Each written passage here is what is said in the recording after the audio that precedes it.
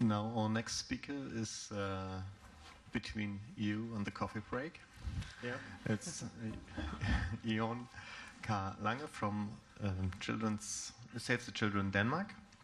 That's right. And the floor is yours. Thank you for the opportunity in coming here today and speaking about child protection and online moderation with the subtitle Sharing Responsibility by Sharing Knowledge. I'm John Christian Lange, or Jon in Danish, and I work as a project coordinator with Save the Children, and that is I work both at the hotline and as making an education on training the moderators in Denmark. And the training course is what I'm going to speak about today. First of all, the web or the box. I've taken these two pictures here today because it's a good sign on the youth and the adults. The youth today, they are the internet. They use all kind of new technologies, and they don't divide whether or not it's the internet or it's the MP3 player or the TV, whatever, as we saw in the investigation before.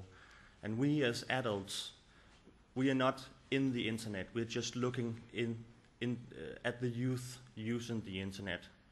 And to illustrate this, sometimes we ask in the hotline the children,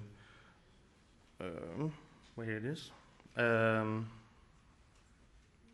did you ever meet with someone in real life that you first met on the internet? And some of the children, they don't know. They have to really think hard about it. Did I meet the persons in the internet first, or did I meet them in real life? And that is just to underline that they really think in the internet and real life combined. Second of all, these two pictures is also to make a point that I hope that we all here in this conference, we possess so much knowledge, but it's still in the little red phone booth. I hope that we can somehow make a good knowledge web so we can share each other's ideas and make a fast web so we can combat the bad things on the internet. Because it is our obligation to fight the criminal abuse of the new technologies. And in doing so, we need to make a web so that we really can make a difference. And now some little background. The internet is an amazing playground. However, cyber threats and bullying and grooming are increasingly realities many young people face online. Adults with a sexual interest in children are targeting their efforts on social networking sites or SNS and chat forums when the aim is to initiate contact with children and young adults. A moderator education aims to enlighten and educate the moderators working on the social networking sites and chat forums in best practice, especially on helping and protect the young users in online safety and how to navigate in the chat universe. The key issue here is working together. It's an interagency cooperation, and the concept of working together really is the key issue. In our hotline, we have been combating child abuse in 1998. We also made awareness campaigns and research into children's use of interactive technology. And for a long time, we have had a good cooperation with the Danish police, ISPs and mobile networks and so on. So we possess a lot of knowledge, but still we need to penetrate the end user level a lot more and reach both the children and the moderators.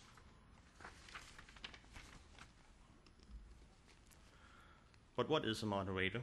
And especially what is a moderator in Denmark? A moderator is a person working on a social networking site, taking care of the children using the chat forums and so on. And before we make any effort in organizing a training course, we must look at who the moderators are and how their numbers are.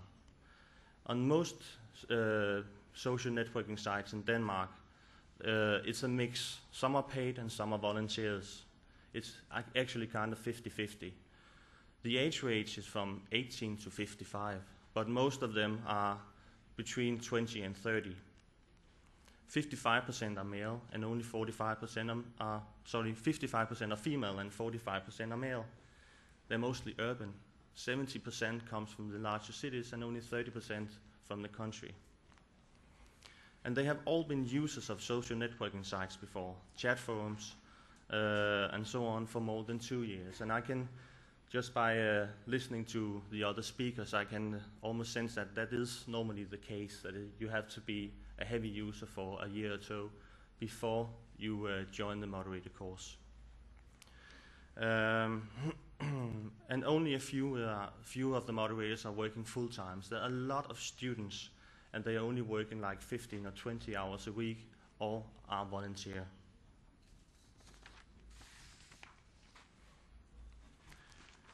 We also asked the moderators, what if we were going to make an education? What did you want in it? And via interviews and questionnaires, and by following the daily procedures and routines, the moderators came up with that they wanted from the education, and got us into having a huge insight into how the daily routine was as a moderator. And first of all, almost 90% of the moderators said that they wanted to know some basics about conflict management. Then they wanted to know what to do with cyberbullying. And then a lot of them knew that there was a difference in normal conflicts and cyberbullying. So they wanted to know, well, what is the difference? And how can we help if it's conflicts or if it's cyberbullying? Because there is a big difference. And then at the last thing, it was reporting procedures. When something illegal is happening, what to do.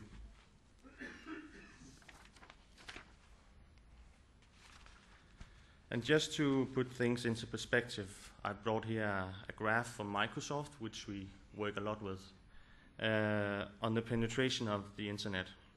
Now this is showing the heavy users that is on the internet on a daily basis. And by heavy users, we mean children under 15 that use the internet more than 1 hour a day. On the left, you see the amount in percentage. And on the top, the countries. Denmark is positioned somewhere around the middle with a penetration of 84.3%. Around half the children has either experienced cyberbullying or a perpetrator in action. So you can see that there's a lot of children that need protection, hence the education. Just to compare, the Philippines are at the top with 98.6%, and France at the bottom with 63.4%, and Poland is 90.5%.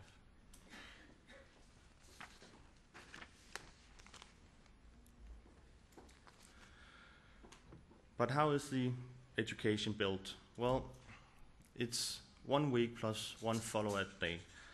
And that is because the SNS, or the social networking, are a market-oriented, and a lot of the moderators, as I told before, are students.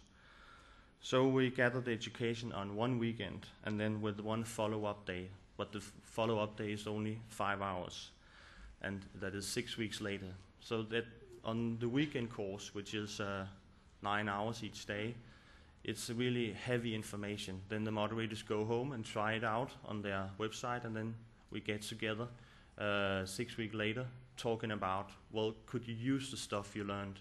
And if not, why not? And then we experience a lot of knowledge in the groups when we talk with them. I'll just put you through the 6 headlines, and these are only the headlines. I will go thoroughly through them afterwards. There's the role and ethics of the moderators. There's child culture and child protection. Who are the victims? For instance, foster kids. Then there's cyberbullying, reporting procedures, grooming. The first element in the education is the role and ethics of the moderators, which is quite the biggest element because it also contains the big module on conflict management. There are different kinds of moderation.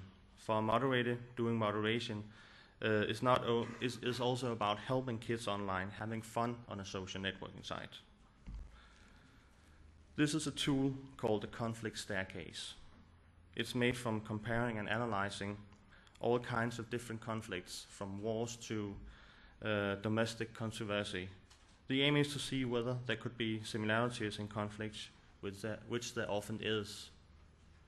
And the aim here is for the moderators to focus on that there is a certain pattern when you are in a conflict, and a special pattern for the internet and a special pattern for conflicts in real life, which the arrow illustrates.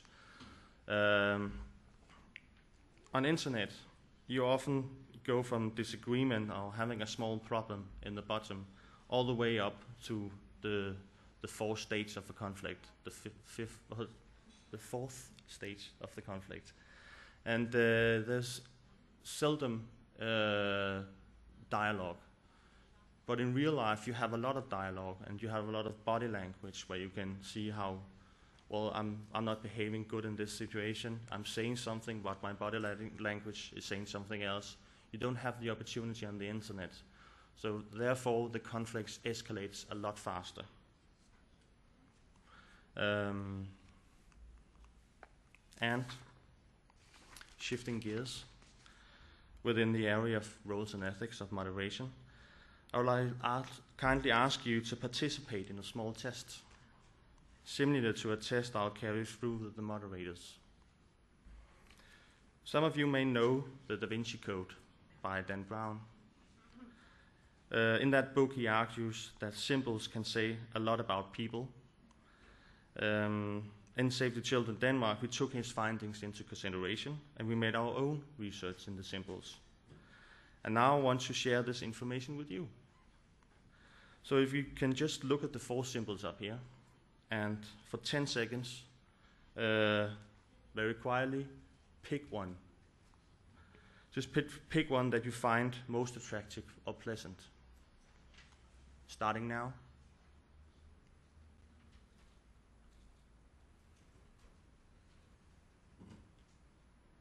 Okay, let's see some hands. Who picked the triangle? All the way up, so everybody can see it. Okay. Who picked the cross? You're welcome to look at each other. Who picked the circle? A lot of people, yeah. And who picked the square? Not that many. And who's crazy? Now let's see what it means.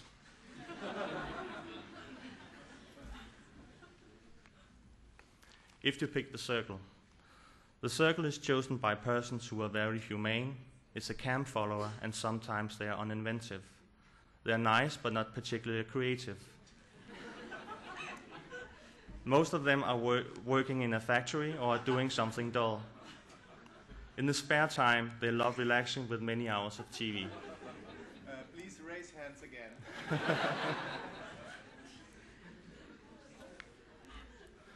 If you pick the triangle is chosen by persons who want power. It's the typical leader who always says something in big events or meetings. They always want to lead and never want to be the follower. Unfortunately, most of the psychopaths come from this group.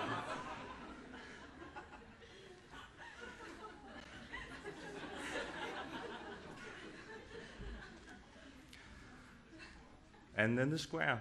The square is chosen by the typical creative. Many artists come from this group. We love their art and their funny look at life, but hate to live together with them. That is why there are so many singles from this group. And at last, the cross. The cross is chosen by the typical intellectual. They always want to find the deeper meaning in everything. They never believe in an easy solution and like complicated sentences. It is from this group that a lot of the computer geeks come from. Now, when did you raise your hand? I'll tell you later on. Some of you may wonder how you ended up in this category. And those of you who picked the triangle and were labeled the psychopaths may want to protest. But is this the truth? And no, of course not. You can't say anything about symbols in this way, but it illustrates a good point when you are a moderator on the internet. It is the glasses that we see others through. As humans, we like to think in stereotypes. It feels good categorizing things and persons. But it's very hard to break out of the role others see you in.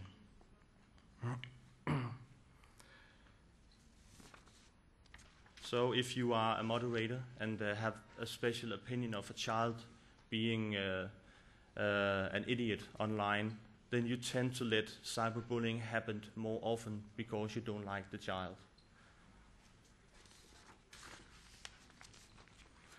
On a daily basis, we have 60,000 thoughts, and we make 10,000 decisions. And for a moderator, it's a bit more when I work.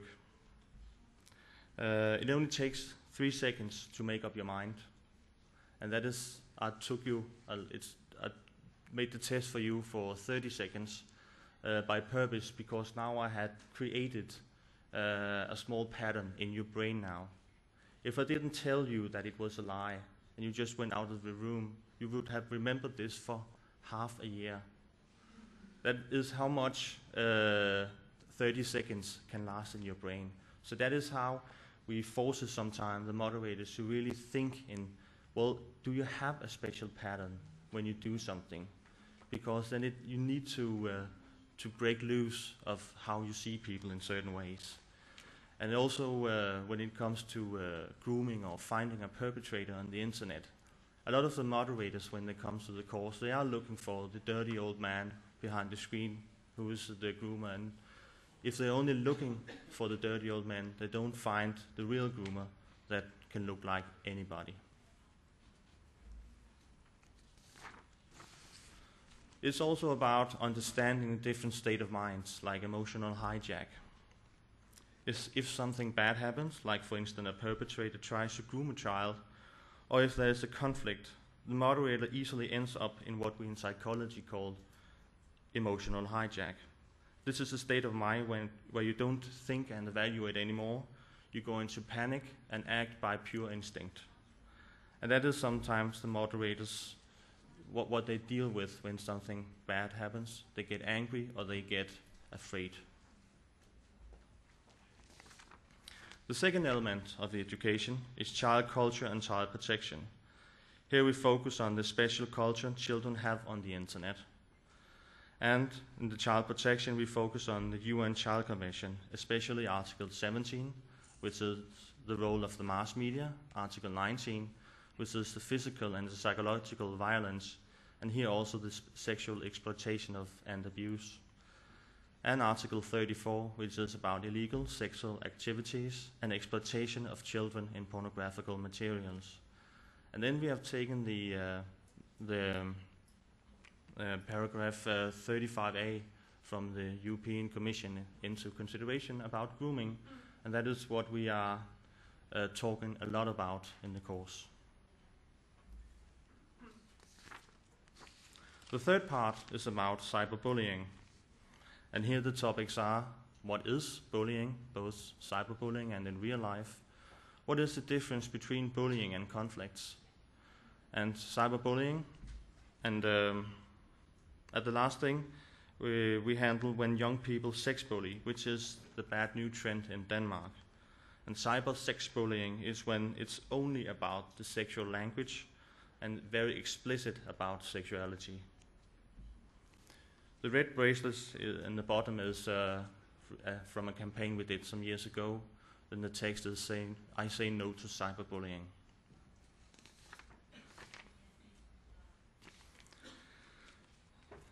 Cyberbullying and the digital media. And this is where cyberbullying happens, the internet.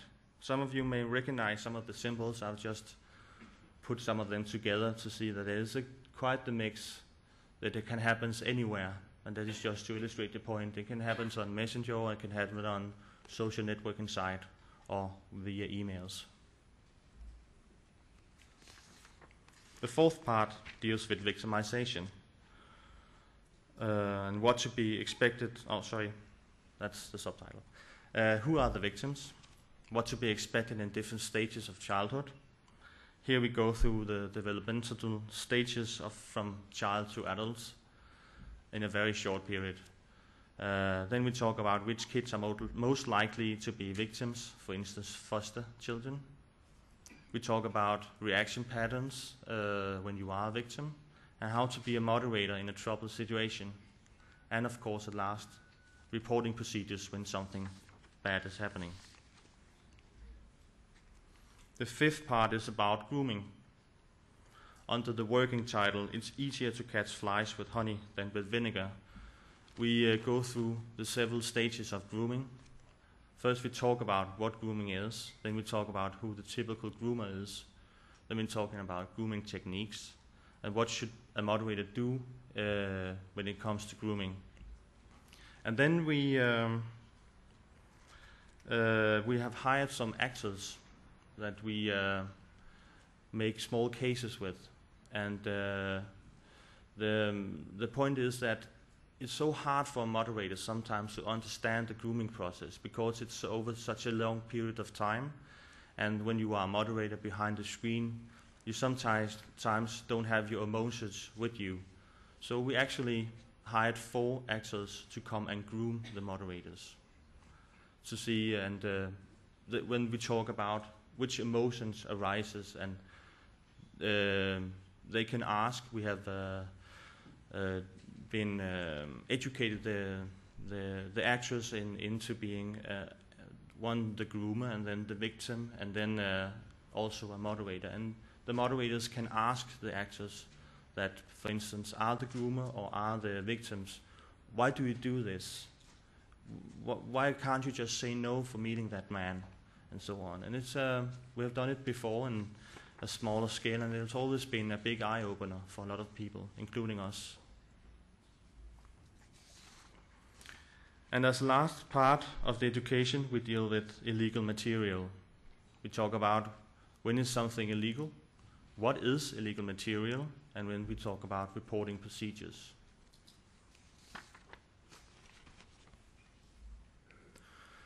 How to maintain. When finished with the training modules, the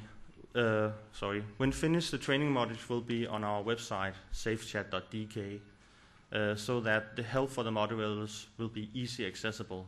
The materials will be kept up to date on a regular basis. Once or twice a year, a new course will take place. And to gain further knowledge in a special field, some of the modules will be further taught.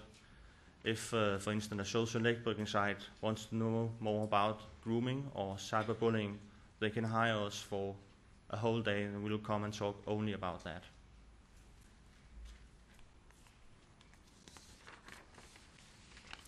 So sharing really is the key word.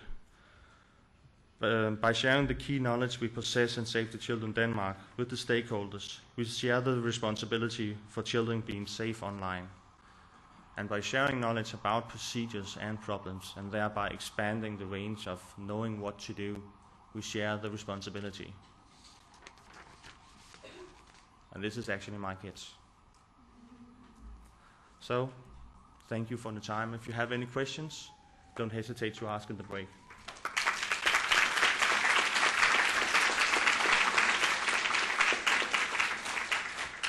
Thank you very much, John.